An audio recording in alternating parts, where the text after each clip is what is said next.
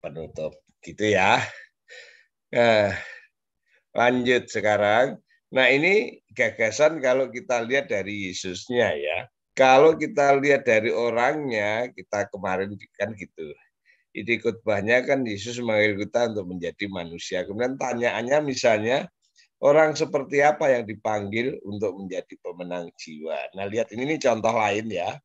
Satu ayat, satu bagian firman Tuhan, tapi ini dimensinya atau perspektif yang dilihat adalah orangnya. Kalau tadi kan Yesusnya, bagaimana Yesus memanggilnya, Yesus memperhatikan, Yesus mengajak, Yesus membentuk. Dan kalau saya lihat bagaimana orang yang dipanggil itu, makanya di sini kan kata tanyanya bukan bagaimana Yesus memanggil, tapi orang seperti apa yang dipanggil oleh Tuhan Yesus menjadi pemenang jiwa. Nah, di sini orang yang rajin bekerja. Nah, dari mana saya rajin bekerja? Ingat waktu itu Simon dan Andreas sedang menebarkan jalannya. Sekalipun itu sudah pagi, sudah saatnya pulang, dia masih menebarkan jalannya. Ini yang membuat Yesus memperhatikan mereka. Jadi Yesus memanggil orang yang rajin bekerja. Kemudian Yesus memanggil orang yang apa? Yang meresponi panggilan ketika Yesus berkata, ikutlah aku. Simon dan Andreas langsung ikut. Nah, tidak dijelaskan di situ, tapi itu pasti langsung ikut. Ya, kan, dan akhirnya kan dikatakan meninggalkan jalannya. Itu kan dan ikut, jadi merespon. Kenapa meresponi panggilan? Ya karena memang kita merespon panggilan kan. Kemudian orang yang berani bayar harga. Kenapa? Meninggalkan jalannya, meninggalkan perahunya, meninggalkan semuanya untuk ikut Yesus. Dia berani. Nah, lihat di sini kita sudah mempunyai ide, gagasan inti. Yesus memanggil kita untuk menjadi pemenang jiwa. Orang seperti apa yang dipanggil Tuhan untuk menjadi pemenang jiwa? Pertama, orang yang rajin bekerja. Perhatikan di dalam ayat 18. Yang kedua, orang yang meresponi panggilan. Perhatikan ayat 19. Yang ketiga, orang yang berani bayar harga. Perhatikan ayat 20. Gitu ya. Nah, sesudah ini intinya. Ini adalah saripati dari isi khotbah kita, yaitu orang yang dipakai Tuhan untuk menjadi pemenang jiwa. Orang yang rajin, orang yang responsif, orang yang berani bayar harga. Nah, sekarang bagaimana ini dikembangkan? Dibuatlah poin-poin kecil untuk menjelaskan rajin bekerja itu maksudnya apa, meresponi panggilan itu seperti apa, membayar harga itu seperti apa. Nah, sesudah semua itu baru kita membuat pendahuluan dan penutup. Nah, kira-kira itu. Jadi hari ini kita akan mencoba melihat bagaimana mengembangkan ide khotbah yang sudah menjadi poin-poin besar, menjadi poin-poin kecil yang lebih rinci, dan nanti kalau itu sudah selesai, kita bisa pendahuluan atau penutup. Paling tidak hari ini kita akan mencoba mengembangkan poin-poin dari ide khotbah yang dijelaskan dalam poin besar, diperjelas, dirinci menjadi poin-poin kecil. Nah, bagaimana mengembangkannya ini menjadi poin-poin kecil ini? Ya, ini contoh ini ya ide khotbah yang tadi bagaimana Yesus memenangkan jiwa, memanggil kita untuk menjadi pemenang jiwa ini. Umumnya ketika orang mempunyai gagasan ide seperti ini, bagaimana Yesus memanggil kita menjadi pemenang jiwa. Bagaimana caranya Yesus memanggil kita? Itu Yesus memperhatikan kita, Yesus mengajak kita, Yesus untuk kita. Kalau tadi kan orang yang seperti apa yang dipanggil Tuhan untuk menjadi pemenang jiwa? Orang yang rajin bekerja, orang yang meresponi panggilan, orang yang rela bayar harga. Nah, sudah itu umumnya adalah pengembangan berupa penjelasan. Kenapa penjelasan? Karena kecenderungan orang umumnya berpikir dengan otak kiri, otak yang lebih matematikal, otak yang lebih umum, mendapat penjelasan-penjelasan sehingga kita pun juga dengan nada yang sama, yang selaras, umumnya lebih gampang, lebih mudah dengan memberi penjelasan. Pengkhotbah pada umumnya lebih kuat memberi penjelasan. Jadi ketika bagaimana Yesus memanggil orang yang menjadi pemenang jiwa, Yesus memperhatikan kita. Kemudian kita pikir bagaimana menjelaskan Yesus memperhatikan kita. Yang kedua, Yesus mengajak kita. Bagaimana kita menjelaskan kepada umat, Yesus mengajak kita. Yang ketiga, Yesus membentuk kita. Bagaimana atau dari mana saya bisa menjelaskan bahwa Yesus itu membentuk kita. Nah, ini umumnya ya, jadi penjelasan gitu ya. Nah, penguraian secara umum adalah seperti ini. Yang namanya menjelaskan itu apa? Menjelaskan itu bisa memberi eksposisi. Eksposisi itu adalah secara gampang adalah penjelasan yang didasarkan kepada teks atau ayat Alkitab itu. Ya. Jadi bagaimana kita menjelaskan poin besar itu dengan memberikan uraian atau memberikan penjelasan berdasarkan ayat-ayatnya itu. Misalnya tadi kan yang pertama Yesus memperhatikan kita, atau bagaimana caranya Yesus memanggil kita untuk menjadi pemenang jiwa. Yang pertama Yesus memperhatikan kita. Kemudian baca teksnya. Baca teksnya kan ayat 18 kan, Yesus berjalan di tepi Danau Galilea dan melihat Simon dan saudaranya menebarkan jala itu, toh ceritanya. Kemudian saudara bisa menjelaskan teks itu, ya menjelaskannya bagaimana?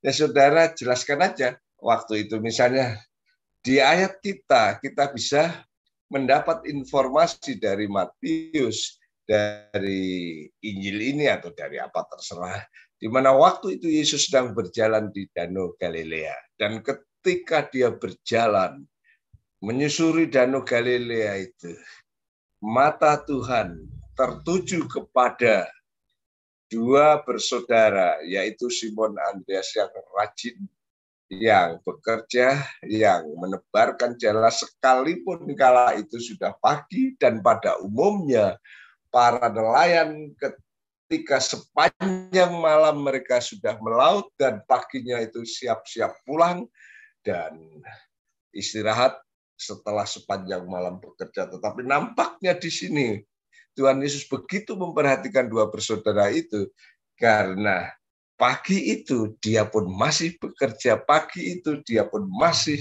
menebarkan jala, pagi itu dia pun masih betul-betul mengerjakan tugasnya sebagai nelayan, yaitu menebarkan jala untuk mendapatkan ikan. Nah, Yesus tertarik dengan ini. Dia memperhatikan, dia melihat, dia betul-betul matanya tertuju kepada seorang Simon dan Andreas yang sedang mengerjakan tugasnya menjala ikan. Nah, saudara bisa berimajinasi seperti ini. Tentunya di pantai kala itu ada banyak orang. Entah itu nelayan-nelayan yang sedang pulang, entah mungkin orang yang sedang berjemur untuk menikmati matahari pagi. Atau mungkin orang sekedar datang dan melihat keindahan alam di pantai Danau Galilea itu. Tapi yang menarik di sini Tuhan Yesus bukan hanya menikmati udara segar, mentari pagi yang menyinari, bukan hanya menikmati keindahan alam di situ, tapi dia tertuju matanya kepada Simon Petrus yang sedang bekerja. Nah, itu contoh eksposisi, masa eksposisi yang menjelaskan teks itu. Nah, sesudah itu bisa eksposisi menjelaskan dalam kehidupan masa kini. Itu contoh eksposisi. Tapi intinya menjelaskan, gitu ya. Tapi juga bukan hanya menjelaskan, bisa juga bukan hanya eksposisi maksud saya, bisa juga pendefinisian. Misalnya, tidak harus semuanya eksposisi, tidak harus semuanya pendefinisian, tergantung poinnya itu ya. Kalau poinnya itu terlalu multi makna, multi tafsir, atau mungkin agak susah untuk arti konkretnya, mungkin pendefinisian. Misalnya tadi yang poin kedua tadi ya, misalnya bagaimana Yesus memanggil murid-murid untuk menjadi pemenang jiwa. Yang kedua, Yesus mengajak kita. Nah, apa yang saya maksudkan mengajak? Nah, itu definisi. Atau yang mungkin kalau mengajak gampang ya. Mungkin yang kedua, yang poin yang tadi, yang orang yang macam mana yang dipakai Tuhan untuk menjadi pemenang jiwa. Orang yang meresponi panggilan. Apa yang saya maksudkan dengan meresponi panggilan? Nah, itu tadi, itu pendefinisian. Meresponi adalah menanggapi. Menanggapi dalam pengertian ada suara yang masuk di dalam telinganya, kemudian suara itu mungkin dipikirkan, direnungkan, kemudian setelah itu dia menanggapi panggilan itu. Ketika Yesus berkata, ikutlah aku. Dia berpikir, apa yang maksudnya ikutlah aku? Padahal dia sedang bekerja. Dia adalah seorang nelayan. Ini ada orang yang datang, yang mungkin bukan seorang nelayan. Dia adalah seorang guru yang datang dari Nazaret. Mungkin kala itu dia sudah sering datang ke situ. Tapi tiba-tiba dia berkata, ikutlah aku. Apa yang saya pikirkan? Apa yang saya renungkan? Dan ketika saya mendengar kata-kata itu, saya pikirkan itu, kemudian saya meresponi panggilan itu. Saya menanggapi panggilan itu. Saya memperhatikan dan melakoni panggilan itu yang saya sebut sebagai meresponi panggilan. Misalnya itu pendefinisian. Nggak harus bilang definisi, nggak gitu. Nggak harus berkata kata respon dari akar kata ini yang menurut kamus artinya nggak harus seperti itu. Bisa menjelaskan dengan cara yang ya santai tapi logis tapi masuk akal dan mudah seperti itu. Itu pendefinisian. Bisa juga pembandingan, tergantung poinnya ya. Bisa pembandingan, membandingkan. Ada ragu aja dibanding-banding, tapi bisa membandingkan ya. Membandingkan misalnya membayar harga. Tadi kan orang yang dipakai Tuhan untuk menjadi pemenang jiwa salah satunya adalah orang yang rela membayar harga. Apa yang saya maksudkan membayar harga itu pendefinisian. Tapi kalau membandingkan misalnya ketika seseorang gimana ya, membandingkan itu pokoknya ada perbandingan. Di satu sisi kalau membayar sesuatu pasti dapat sesuatu, yaitu membayar yang umum. Tapi ini tidak. Ini dia ketika dibagi tidak ada janji apa-apa, hanya ikutlah aku. Tapi dia berani membayar harga itu. Nah, mungkin gini caranya membandingkan. Ketika seseorang dipanggil oleh siapa, misalnya ketika seseorang melamar sebuah pekerjaan dan diterimanya, pasti pertanyaannya adalah saya mendapat honor atau gaji berapa dalam bulanan itu. Sehingga dia bisa menghitung-hitung cocok enggak dengan bobot pekerjaan yang akan saya lakukan dengan gaji yang saya terima. Tapi di sini Petrus ketika dipanggil Tuhan, dia tidak ada hitung-hitungan biaya atau harga yang dia terima. Tapi yang menarik, dia langsung ikut. Nah, itu yang saya maksudkan, dia berani membayar harga. Nah, itu seperti membandingkan kalau orang zaman sekarang masih tanya-tanya ini, tapi ini tidak seperti itu. Kemudian persamaan, sudah pasti tahu ya, persamaan adalah bagaimana sesuatu yang sama biasanya seperti kayak gitu. Seperti ini, dia ini, seperti ini, ya, itu persamaan. Kemudian pembedaan itu yang membedakan hitam itu tidak putih misalnya. Ya, memperhatikan itu kebalikan dari mengabaikan. Tuhan tidak pernah mengabaikan orang-orang yang setia, orang-orang yang kerja keras. Baliknya, dia memperhatikan. Perhatikan di sini ada banyak orang, tapi dia mengabaikan yang lain, dia memperhatikan orang yang rajin bekerja. Kira-kira pembedaan seperti itu. Kayak pembuktian. Pembuktian itu juga sama tergantung poinnya ya. Misalnya poinnya doa mengubah sesuatu. Atau lebih ekstrim doa mengubah dunia. Apa buktinya bahwa doa mengubah dunia? Seperti itu. Orang yang rajin persembahan pasti diberkati. Apa buktinya? Ya itu. Jadi penjelasan itu secara umum yang dipakai oleh seorang pengkhotbah adalah penjelasan.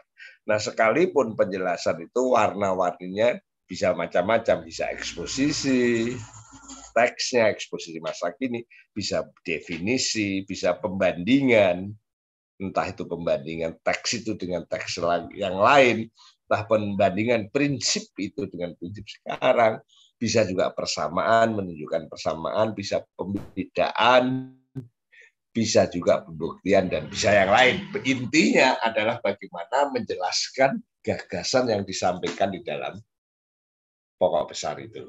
Itu poin-poin kecil gitu ya.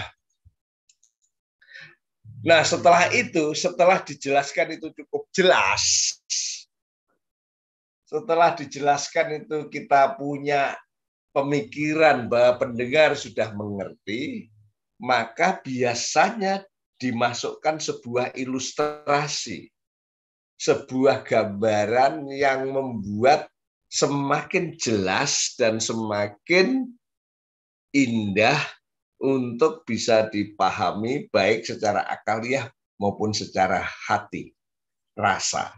Nah, itu ilustrasi. Nah, ilustrasi memang macam-macam.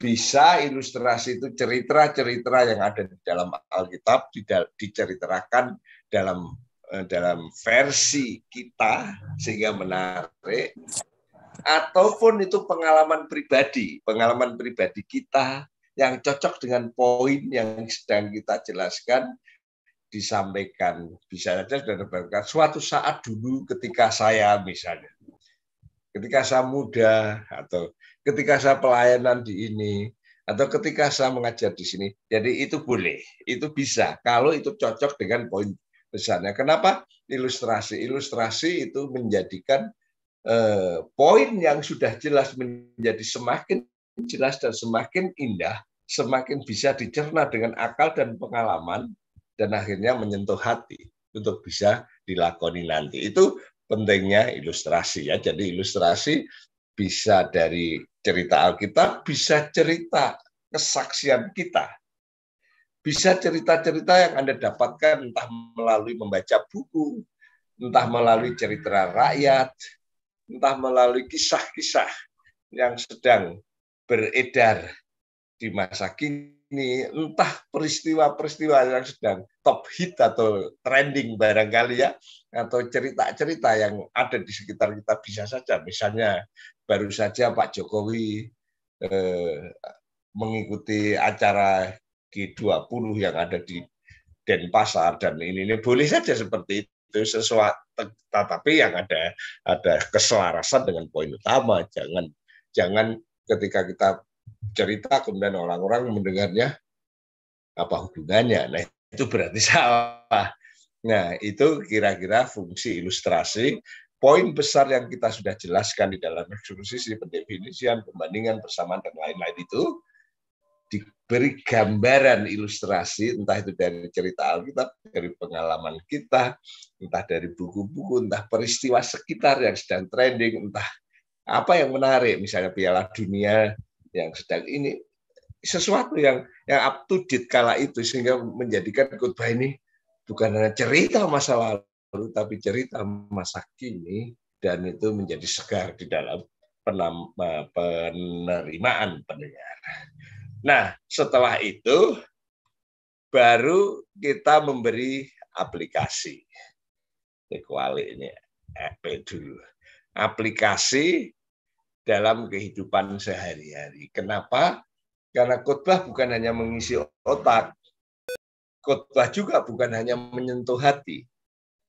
Khotbah itu harus mengubah hidup seseorang, entah yang tadinya pikiran salah menjadi pikiran yang benar, entah hatinya yang berduka menjadi hati yang penuh sukacita, tapi lebih daripada itu bagaimana kebenaran itu diterapkan di dalam kehidupan sehari-hari sehingga umat bisa berubah semakin hari semakin serupa dengan apa yang Tuhan mau, semakin hari semakin mereka setia dengan rel yang Tuhan berikan melalui kebenaran firman Tuhan. Nah itu kira-kira aja. Jadi tahu ya. Jadi bagaimana sesudah gagasan utama, ide utama, kemudian ada poin-poin besar. Ya poin-poin besar itu dijelaskan dengan eksposisi, penelitian dan lain sebagainya. Tapi bukan hanya itu. Kalau toh itu sudah jelas, supaya menarik, kasih ilustrasi. Tapi sudah ilustrasi, kasih aplikasi. Gitu. Nah itu poin besar yang kedua. Bagaimana sama? Eksposisi, kemudian ilustrasi, aplikasi. Selesai. Kalau masih ada poin tiga ya sama. Bagaimana dijelaskan, bagaimana dilukiskan melalui ilustrasi, dan bagaimana diaplikasikan. Nah itu yang paling umum, yang paling biasa, yang paling mendasar, yang sering dilakukan oleh seorang pengkhotbah. Sekalipun nanti ketika sudah pandai, tidak harus berurutan seperti itu. Bisa saja poin besar langsung diilustrasikan, kemudian dijelaskan, diaplikasikan, bisa kayak gitu. Bisa saja nanti dijelaskan, kasih ilustrasi, diaplikasi, dikasih ilustrasi lagi, bisa saja seperti itu. Tapi warnanya bisa macam-macam. Tapi fokusnya tetap sama, menjelaskan tentang apa? Yesus memperhatikan Anda. Menjelaskan tentang apa? Yesus membentuk Anda. Menjelaskan apa? Yesus mengajak Anda. Ya seperti itu. Ngerti ya? Kira-kira itu bagaimana menjelaskan secara umum. Sehingga kalau kita lihat dari segi bentuk secara umum adalah seperti ini. Jadi tema utama atau gagasan utama atau ide utama dijelaskan di dalam poin besar. Poin besar dijelaskan melalui eksposisi. Yang macam-macam tadi, kemudian sesudah itu dikasih ilustrasi.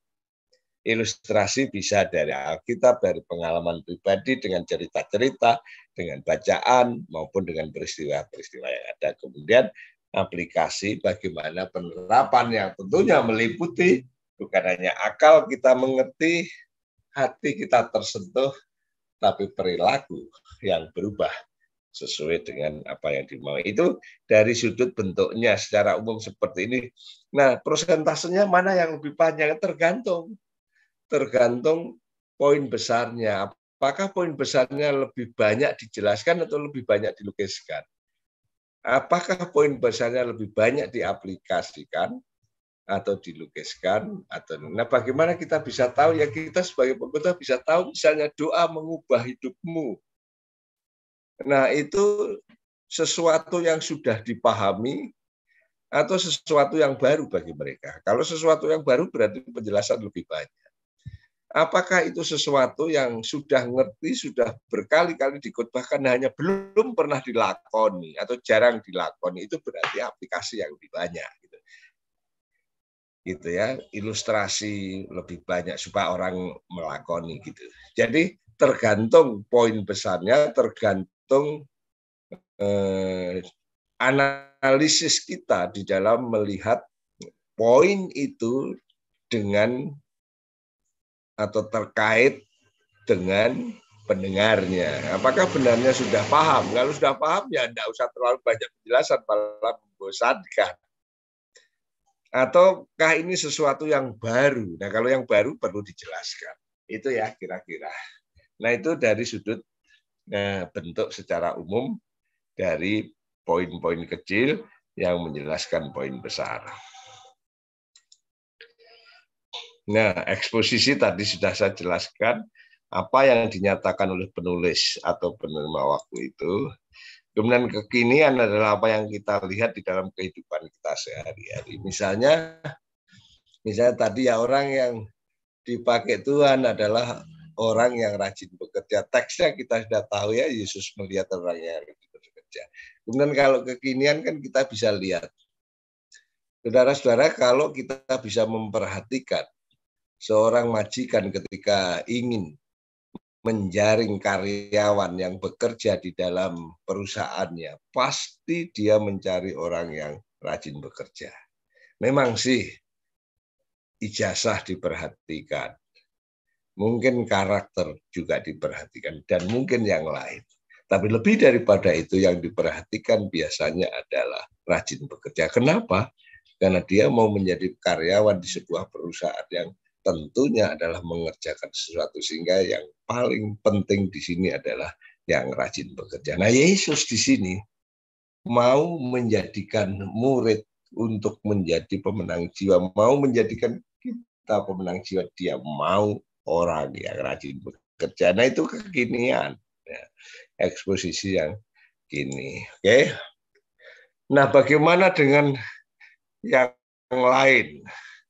Nah, ini mungkin adalah yang bagaimana mengembangkan teks itu yang mungkin lebih khas ya. Umumnya adalah penjelasan, sudah saya kasih tahu ya. Tapi bagaimana kita mungkin bisa mengembangkan yang dalam pengertian khas. Dalam pengertian khas itu apa? Kita mempunyai kecenderungan lebih mudah menangkap sebuah lukisan, menangkap makna sebuah lukisan daripada mencerna sebuah data statistik. Ngerti maksudnya ya? Ada orang yang lebih mudah menerima, menangkap, mengamati, dan menyimpan gambar daripada menyimpan data, angka, seperti itu. Nah, kalau kita cenderung seperti itu, maka ketika kita melihat teks dan garis besarnya itu, kemudian kita mungkin langsung melukiskan, mencari cerita. Cerita apa yang paling cocok untuk melukiskan kebenaran ini? Kisah apa yang paling cocok untuk melukiskan, untuk menjelaskan kebenaran ini? Ini tipe orang yang mungkin seandainya disuruh berpikir matematik atau menggambar, dia akan memilih menggambar. Ketika dia disuruh memilih untuk menghitung dan membuat statistik atau membuat apa yang terkait dengan hitungan itu, dia lebih suka, enggak, aku pilih yang menggambar aja. Nah, orang yang seperti itu juga ada tempat di dalam khotbah, ada tempat di dalam ilmu berkhotbah ini. Tapi ini adalah kekhasan seseorang. Bisa juga ini begitu menarik karena dia bisa membuat cerita itu yang begitu hidup sehingga teks itu bisa dipahami lebih indah. Nah, biasanya juga menggambarkan poin-poin dengan gambaran yang menarik, yang tentunya cocok dengan suasana, cocok juga dengan pendengar, gitu ya. Jadi kalau misalnya pendengarnya simbah-simbah yang nggak tahu sepak bola, kemudian saudara cerita tentang indahnya sepak bola, mungkin simbah itu pulang pusing. Apa sih indahnya sepak bola? Satu bola direbut 22 orang. Mana indahnya. Saya pernah cerita di ronda malam. Kemudian saya mutar TV di ronda malam itu. Wah, ini bagus sekali karena ada sepak bola antara Argentina melawan Brasil. Ini sebuah gaya yang mirip dan sama. Dan ini bertanding itu pasti indah, pasti bagus. Meliuk-liuk membawa bola dari sini dioper ke sana, direbut ke sini. Nah itu saya bisa menjelaskan seperti itu indah. Kemudian ada simbah-simbah, mana indahnya, apa indahnya satu bola direbut 12 orang, 22 orang. Nah itu berbeda kan, jadi sudah bisa melihat di situ bagaimana melukiskan itu juga berbeda. Atau kalau sudah mau lebih dalam lagi juga, coba perhatikan ketika Musa menceritakan kisah kenyataan bagaimana Firaun mengejar tentara Israel di Laut Merah, dan akhirnya mereka ditenggelamkan di Laut Merah dan Israel bebas berjalan di tanah kering di Laut Merah itu. Nah, Musa menceritakan dalam dua versi di dalam kitab Keluaran. Saya lupa pasal 14 atau 13, nanti cek sekitar 13, 14, 15. Yang satu diceritakan dalam cerita yang berangkat dari fakta-fakta yang dialami. Itu narasi cerita. Tapi yang satu diceritakan dalam puisi, karena dia mengarang sebuah nyanyian mengenai kisah itu. Nah itu akan berbeda caranya ketika dia menceritakan tentang kisah Firaun ditenggelamkan di Laut Merah oleh Tuhan, itu ketika diceritakan dengan lukisan yang mengisahkan kisah itu menarik karena ditenggelamkan, dilemparkan dan seperti itu. Padahal kan kenyataannya tidak dilemparkan, kan dia masuk sendiri. Tapi istilah-istilah itu muncul. Nah ini melukiskan, menggambarkan seperti itu. Nah itu contoh. Nah kemudian bisa saja orang yang dia tidak berpikir matematik, tapi juga dia tidak berpikir tentang lukisan atau puisi atau yang berkaitan dengan rasa, tapi dia orang praktisi sehingga yang dia pikirkan adalah mempraktekkan. Apa bisa juga, misalnya tadi ya, bagaimana Yesus memanggil kita untuk menjadi pemenang jiwa. Yang pertama, Yesus memperhatikan kita. Kemudian dia pikir gini, kalau saya menyatakan Yesus memperhatikan kita, apa sih realitanya? Nah, kemudian dia bisa bilang, ada banyak orang yang merasa tidak diperhatikan. Ini sebuah realita. Jadi dia mungkin melihat kondisi real. Ada banyak orang di dunia ini yang merasa tidak diperhatikan. Jangankan oleh orang-orang dekatnya, bahkan oleh Tuhan pun mereka merasa tidak diperhatikan. Kalau kita bisa lihat fenomena seperti itu, misalnya di Facebook saja, itu kan ketika orang pasang status, pasang apa yang mereka rindukan?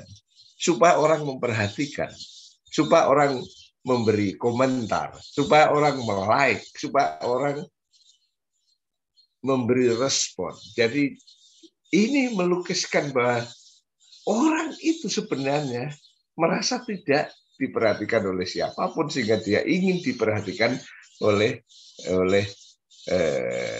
Facebooker atau oleh orang-orang lain. Nah hari ini ketika Tuhan Yesus memilih para murid kala itu dikatakan dia memperhatikan kita. Wujud konkretnya sebenarnya bagaimana kita bisa memahami bahwa Yesus betul-betul memperhatikan kita. Nah itu sesuatu yang praktis, sesuatu yang real, sesuatu yang pragmatis yang dicari dan diingini oleh pendengar saat ini. Nah ini kalau sudah mahir sih, tapi intinya adalah seperti yang tadi saya katakan, menjelaskan, kemudian memberi ilustrasi, kemudian memberi aplikasi. Tapi orang bisa saja lebih luas lagi, tidak harus menjelaskan atau menjelaskan sedikit, kemudian dia memberikan cerita lukisan yang bagus, kemudian diaplikasikan. Tapi orang bisa tidak menjelaskan, juga tidak memberi lukisan, tapi dia praktisi. Misalnya, Yesus mengajak kita. Pernahkah saya diajak Tuhan? Kayaknya kok enggak. Yang pernah saya diajak orang tua saya diajak tim saya. Nah itu praktis. Kemudian dia pikirkan, bagaimana saya ceritakan ini? Kalau kita lihat kehidupan sehari-hari, kita barangkali pernah diajak oleh teman untuk melakukan ini, ceritakan.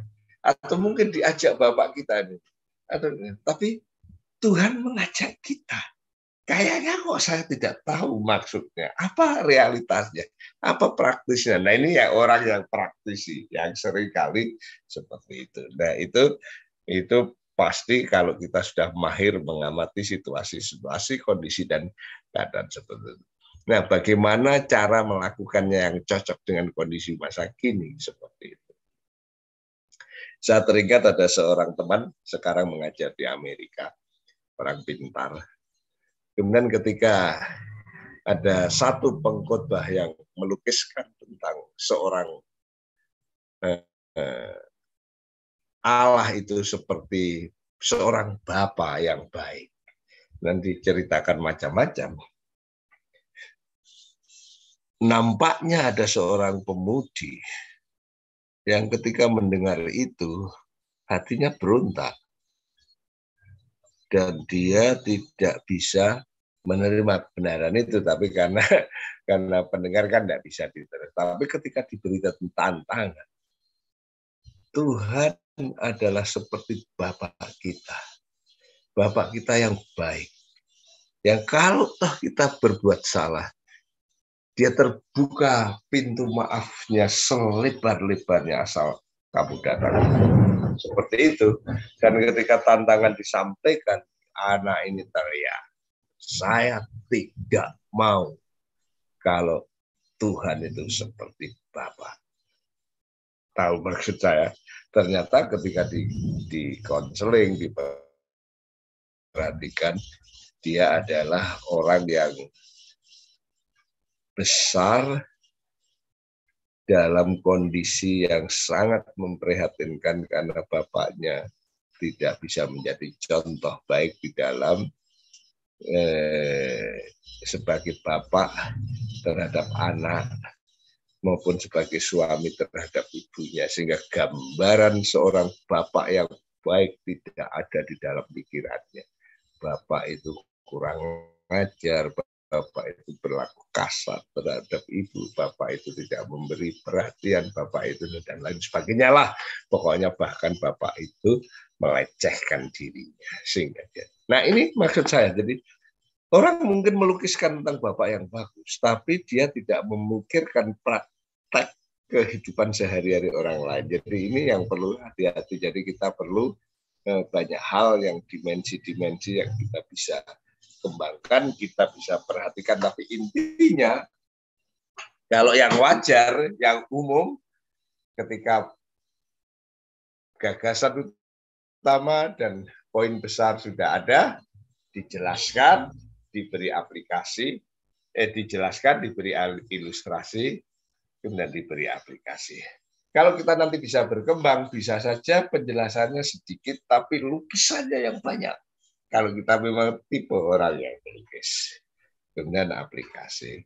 Tapi kalau kita mungkin penjelasannya kurang, kemudian aplikasinya juga kurang, kita seorang praktisi, bagaimana melihat praktek kehidupan sehari-hari jemaat ini? Bagaimana praktek nyatanya? Kalau bilang Tuhan memperhatikan, gimana tuh itu memperhatikan? Tidak pernah kok saya diperhatikan. Kalau Tuhan mengajak, gimana cara ngajaknya saya tidak tahu. Kalau Tuhan membentuk, gimana membentuknya? Itu seorang praktisi. Nah, itu bisa dikembangkan di dalam penyajian khotbah, gitu ya. Nah, ini contoh-contoh sih. Nah, mungkin untuk terming pertama, ini saja dulu. Ini contoh tadi seperti misalnya ini yang dulu yang 9 ini menjadi pelayan Tuhan yang efektif. Bagaimana caranya memiliki kegiatan yang jelas, kemudian eksposisi teks, lihat teksnya seperti apa. Dalam ayat 13, nah ini kesibukan. Kemudian kalau posisi kini bagaimana? Nah, itu dijelaskan. Ilustrasinya bagaimana ya tergantung bagaimana. Oke, untuk